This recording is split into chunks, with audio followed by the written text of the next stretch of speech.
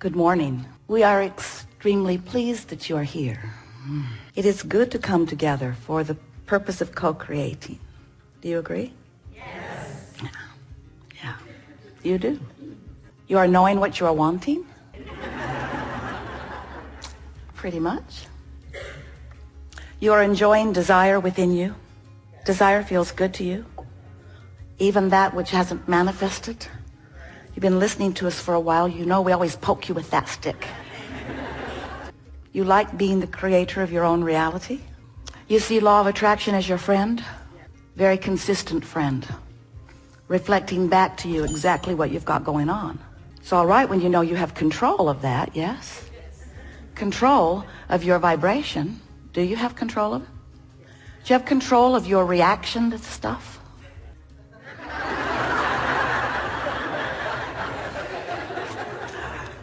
Well, we know it is your quest. And we know how wonderful it feels to you when you are exercising vibrational control. And sometimes it's easier than others. When things are going just the way you like them, observing the perfection of a moment makes it really easy to line up with all of the things that you want and all of the things that you really are. But sometimes when things are not in this moment fleshed out in the way you want them to be, not manifested yet in the way you want them to be, the big question is, are you able to be eager in your anticipation of that? And even better,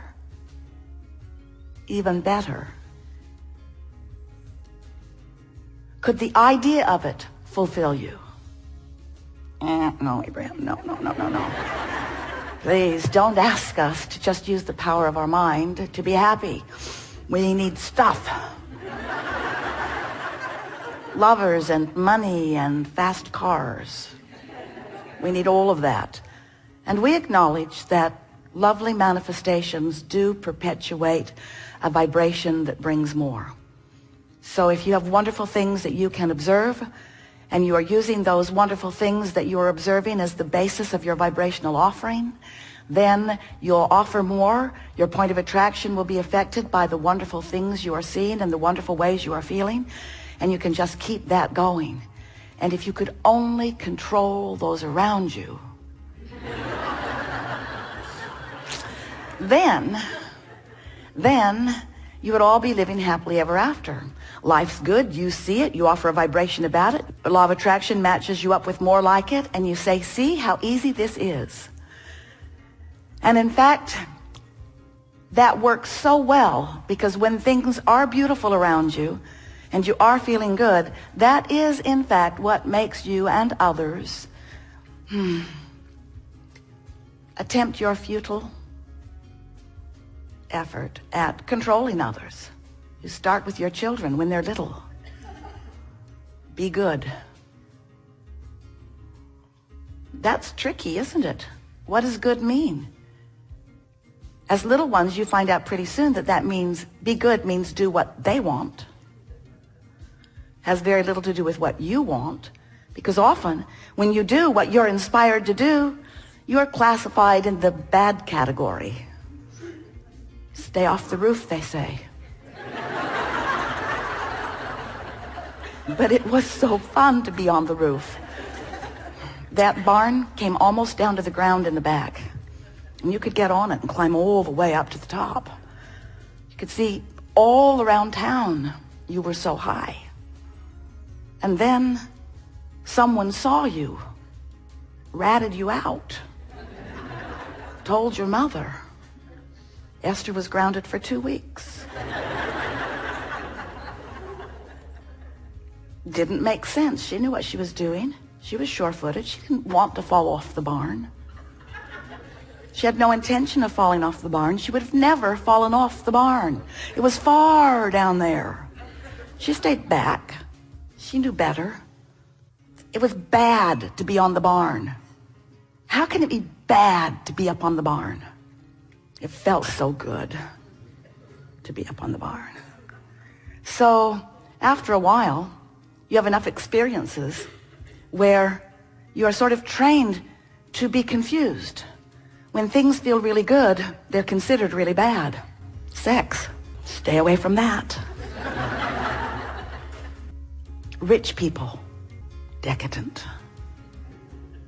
So as you move through your physical life experience, many of you have sort of lost your footing about even what is good, what is bad, what is right, what is wrong. And we want to help you to understand that you've all come forth into this very broad palette to choose from. And you've come for the express intention of joyous choosing. With all this to choose from, all of this to choose from, and all you have to do in order to choose it is give your attention to it.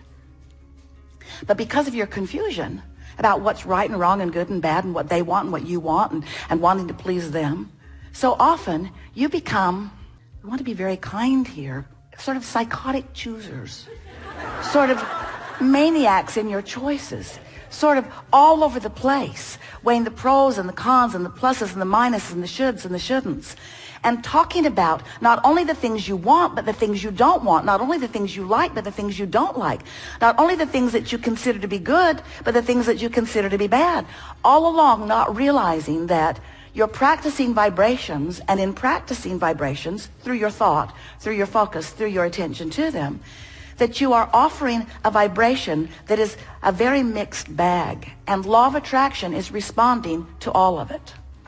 So then sometimes your life doesn't go as smoothly as you'd like. It's not as fulfilling as you would like. It's not as satisfying as you would like. The things you want come so slow, and the things you don't want come so quick, it seems.